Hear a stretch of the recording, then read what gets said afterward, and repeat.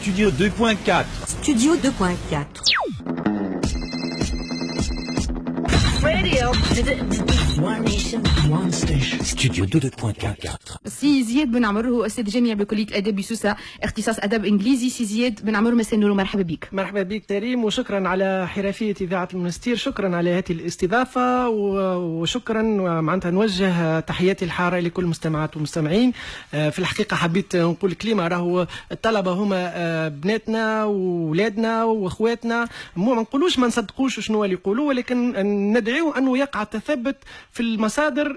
في الحقيقه شكون عنيتوا في وسائل الاعلام هذه اللي خرجتوا بلاغ واجتمعتوا محضر جلسه وبلاغ من عندكم انتم وبلاغ من الجامعه وبلاغ من الكليه، يعني شكون قصدتوا بالذات؟ احنا ما قصدناش اذاعه معينه، ولكن اذاعه المنستير تثبت الحرفيه نتاعها بحيث انها اعطت الكلمه للناس الكل، واليوم فرصه باش نردوا الاعتبار. الناس قدمت الجامعه التونسيه وخدمت الجامعه التونسيه كما الاستاذ منصف سعيد اللي ما ذكرناش في البلاغ نتاعنا في البيان نتاعنا، ولكن اليوم نستحقوا ان نذكروه وردا للاعتبار واعطاء لقيصر ما لقيصر. باهي نقرا لكم نص البلاغ الصادر عن كليه العلوم بالمنستير. يقول: اثر نشر ما توفر للاداره من اعداد للطلبه على موقع الويب الخاص بالكليه وذلك يوم الخميس 11 فبراير 2016، شكك بعض طلبه السنه الثالثه اجازه اساسيه فيزياء في صحه اعداد المراقبه المستمره لاحدى الطالبات في 3 مواد، وانطلقت على اثر ذلك حملات تشكيك وتشويه لاداره الكليه وبعض المدرسين على المواقع الاجتماعيه والدعوه للانقطاع على الدراسه بدايه من يوم الاثنين 15 فبراير 2016.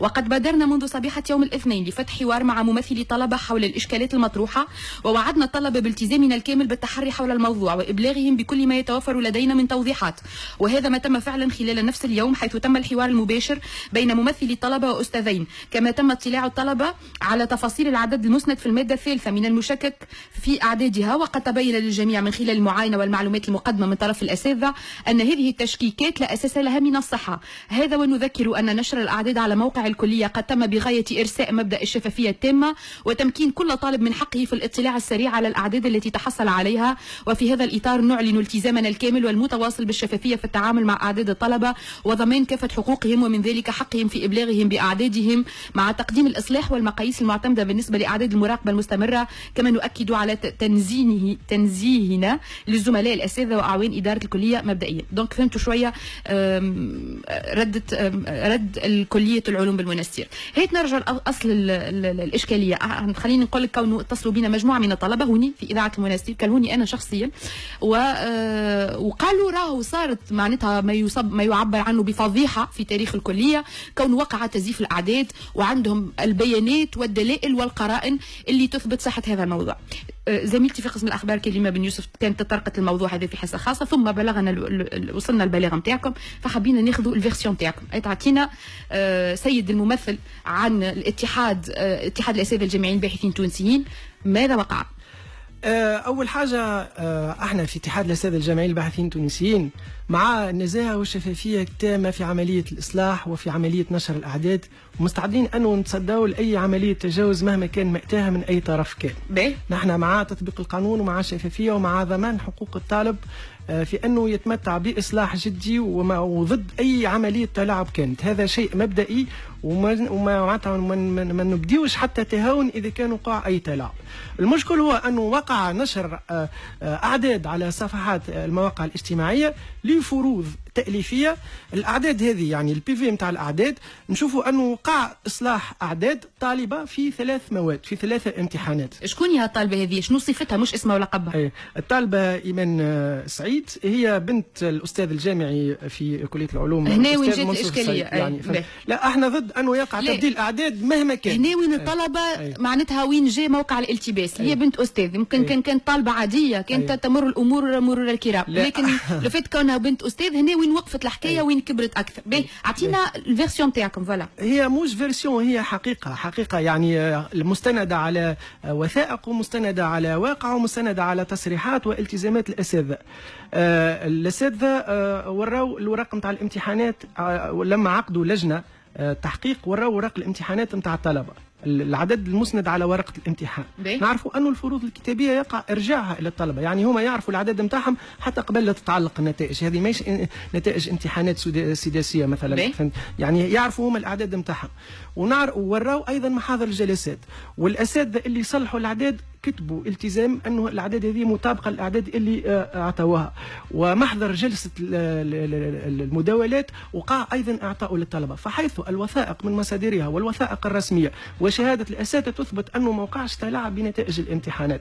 وذاك علاش نحن وقت اللي خرجنا بيان قلنا بقدر انه احنا مستعدين لتصدي لاي تلاعب نطلب من وسائل الاعلام ونطلب من الطلبه التثبت في كل شيء من مصدره، وذلك حفاظا على مصداقيه الخبر. مالا شنو مالا كيفاش صارت هاللقطه هذه بالنسبه للطلبه؟ معناتها هل انهم عندهم معناتها غايه بالتلميذ بالطالبه هذه، ولا عندهم غايه بالاستاذ، ولا علاش يعني صارت هالحكايه هذه؟ والله ما الجواب هذا انا غير قادر اني نعطيه لك. لا انتم اجتمعتوا بممثلي الطلبه، اجتمعتوا معهم وصار محضر جلسه ما بيناتكم. شنو معناتها علاش صارت الحكايه من اصلا؟ هي فما وقع إيفيه نتاع بولدوناج، فما خبر خرج على موقع اجتماعيه تلقفت ناس من غير ما ثبتت، معناها ربما فما برشا ناس اللي هما عندهم نيه صادقه معناها انهم مستعدين انهم يتصدوا، ولكن المشكل انه خرجت معناها اوراق واعداد على وسائل الاجتماع ما نعرفوش كيفاش خرجت، ما نعرفوش شكون خرجها، ما نعرفوش شنو هي الغايه اللي خرجها، واللي الشيء اللي نعرفوه انه الاعداد هذه مش صحيحه، انه حتى اذا كان تم عمليه تلاعب يستحيل انه تم بالطريقه هذيك، وانه في العمليه هذه كل وقع تشويه سمعه استاذ جامعي مشهود له بالكفاءه من القريب من القاسي والداني، استاذ معناها قرأ عدى وقته كامل وجهده وصحته في معناتها في تكوين الطلبه وفي تكوين اجيال، والناس كل تشهد له بالكفاءه نتاعو. استاذ على ابواب التقاعد. فما سنه هذه في اي سنه معناتها؟ سنه ثالثه فيزياء. سنه ثالثه يعني نورمالمون راهم الطلبه يبداو مربين الكبده على الاستاذ اللي يقريهم تلقاهم يحبوه. انا لا هو نحيي موقف الطلبه، لانه بعد ما اجتمعوا بالهياكل الاداريه والهياكل العلميه اقتنعوا انه وقعت عمليه تلاعب بهم، خرجوا مقتنعين ما قالوش ليه بدلتوا العداد هنا عندنا محضر جلسات استماع يصححون فيهم الطلبه وخرجوا مقتنعين على خاطر شافوا الاعداد نتاع الاوراق، تحدثوا مع الاساتذه والكليه في ادارتها وفي عميدها معناها تحلت بالشفافيه التامه، بحيث انها فتحت وما خلتش حتى باب من ابواب الغموض. هذاك علاش كما قلت احنا دعينا الاذاعات ودعينا الناس الكل انهم يتحراوا، على خاطر الجامعي راهو هو جزء من المجتمع التونسي، ربما فما شكون الباهي والخايب، ولكن النزه اغلبيه الجامعيين انه احنا قاعدين نقاموا بشكل كبير في رداء يوميه، ونحبوا الطلبه نتاعنا ونحاولوا انه نرفعوا في المستوى، وهذا معناه كما قلت لكم نشكركم على الاستضافه هذه، لانه فيها رد اعتبار لاستاذ جامعي مكون معناتها ريسبونسابل في ماستر، كون اجيال، كون دكتوراه على ابواب سنه من التقاعد. شكون اللي نرجعوا له الاعتبار؟ الاستاذ منصف السعيد. استاذ منصف السعيد، حيوك سي منصف. نحيوه، ما كانش شرف انه نتعرف عليه شخصيا، ولكن نعرف انه المناضلين نتاع نقابتنا تعرف الاستاذ هذا وتعرف شنو يقدم الجامعه التونسيه. احنا نحب نقول حاجه، احنا الاساتذه الجامعيين بصفه عامه ماناش محتاجين باش نعطيو النوت لابنائنا، احنا اول حاجه نركزوا عليها هي انه نقدموا تعليم جيد لابنائنا، حيث انه ابنائنا كل يخرجوا باختصاص. انا شخصيا ابن معناها استاذ واستاذه في التعليم، تحصلت على دكتوراه وعمري 28 سنه، خذيت الباك معناتها ترتيبي السنه الثاني في ولايه المنستير. احنا هذاك هو راس المال، لا عندنا لا حرث لا زرع لا ورثه، احنا اولادنا نحاولوا انهم يكونوا متميزين في الدراسه من غير مزيد حتى بشر، وهذه هي القيم اللي نزرعوها لابنائنا. وقت ما تصير خطا كيما هكا وسورتو بالنسبه للاستاذ الجامعي اللي كيما قلنا يعني على ابواب التقاعد، انت قلت توجع وتؤلم، وساعات ما تتصلحش الغلطه، ساعات الكلمه كي تخرج ما ترجعش، فبالتالي بالحق يعني ماذا به اذا كان غلطه يعني حقيقه نحييو الطلبه، يعني ربما هما حبوا يصلحوا وضع، لكن بالحق الواحد بالصغر ما يراش مدى خطوره الاشياء، لكن يمكن انسان كامل يتحطم على اشاعه ولا على كلمه تخرج، واللسان ما فيهش عظم، الكلمه كي تخرج ما ترجعش. يعني بطبيعه الحال احنا مع مبدا الشفافيه مستعدين ان نتصدوا لاي عمليه تلاعب مهما كان مأتاها، حتى اذا كان خرج من استاذ جامعي، ولكن تاكدنا من الحقيقه هذه من غير تشويه، من غير غبار عليها. هذاك علاش ونشكركم اليوم انه هذا رد اعتبار الاستاذ منصف سعيد، ورد اعتبار لسمعه كليه العلوم بالمنستير اللي قامت باكثر من واجب وتحلت بالشفافيه التامه. توا قل لي الاساتذه المنخرطين في النقابه هذه، اتحاد الاساتذه الجامعيين الباحثين التونسيين، منين معناتها اي اختصاص؟ احنا نقابة وطنية متواجدين الآن في أكثر من 70 مؤسسة جامعية، عندنا قرابة 1300 منخرط، ونحاولوا أنه ندافعوا على الحقوق المعنوية والمادية للأساتذة الجامعيين، ولكن عندنا مشروع بناء إصلاح التعليم العالي.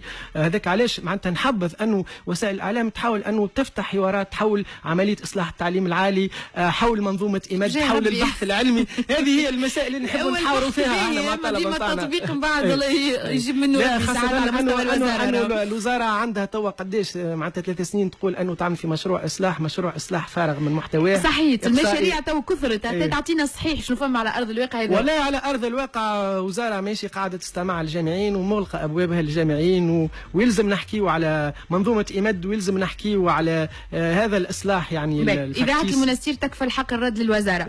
سي زياد بن عمر، منسق عام مساعد اتحاد الأساتذة الجامعيين الباحثين التونسيين، إجابة: إذا كان فما أساتذة جدد وما يعرفوكمش والا يحبوا ينخرطوا ولا يعرفوكم ما يعرفوش كيفاش يتصلوا بكم باش ينخرطوا في الاتحاد؟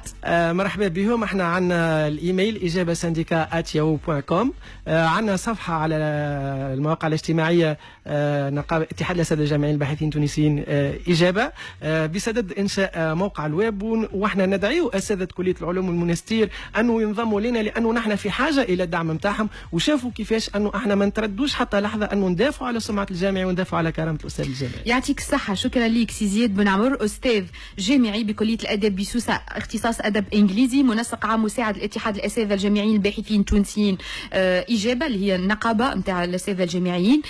حبيت فقط نقول ساده المستمعين كونوا حاولنا باش تصلوا 3 بالطلبه اللي كلمونا هوني في الاذاعه باش يكونوا حاضرين، على الاقل كان عندهم تعليق على الموضوع يعلقوا، لكن ما نجمناش نحصلوا على حتى واحد فيهم 3 منهم زوز معناتها ما وافقوش كانوا يجيو، واحد ما نجمناش نحصلوا عليه. فبالتالي اتمنى كون الحكايه هذه تكون زوبعه في فنجان وتسكرت على يعني تسكرت الحكايه وفي الموضوع عند هوني. شكرا لك على حضورك معنا وعلى ابدائك لراي النقابه، وكذلك تنزيهكم لكل الاطار العلمي بكليه العلوم بالمنستير. سي زياد بن عمر، بارك الله فيك على الحضور. شكرا ريم، تحياتي للاستاذ منصف سعيد وتحياتي للطلبه كما قلت لك اللي احنا نحاولوا انهم يكونوا في محور العمليه التعليميه في حد ذاتها. بارك الله فيك، شكرا لكم. Studio 2.4.